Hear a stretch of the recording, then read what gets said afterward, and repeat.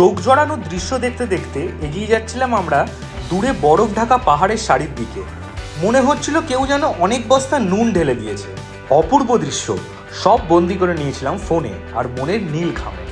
খানিকক্ষণের মধ্যেই আমরা পৌঁছে যাই 0 পয়েন্টে।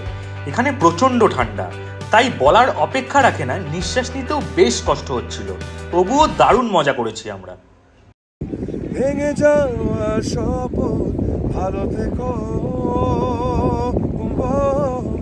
ব্যর্থ অভিমান। 0 পয়েন্ট থেকে শূন্য হয়ে নয়, বরং মুঠো ভর্তি নানান রঙিন মুহূর্ত জমিয়ে নিয়ে এসেছি আমরা, যা আমাদের সাথে রয়ে যাবে খুব যত্নে। আসার পর আমরা কিছুক্ষণ ছিলাম ইয়ুমথাং ভ্যালিতে। শুনেছি এখানে ঠান্ডার সময় বরফ ঢাকা থাকে, কিন্তু আমরা এই সময় বরফ শূন্য ভ্যালি দেখতে পাই, যার সৌন্দর্যও অন্যতম স্নিগ্ধতায় ঘেরা। এই ইয়ুমথাংয়ে বারবার ফিরে আসা, সেভাবে বললো আমার 7 টাইম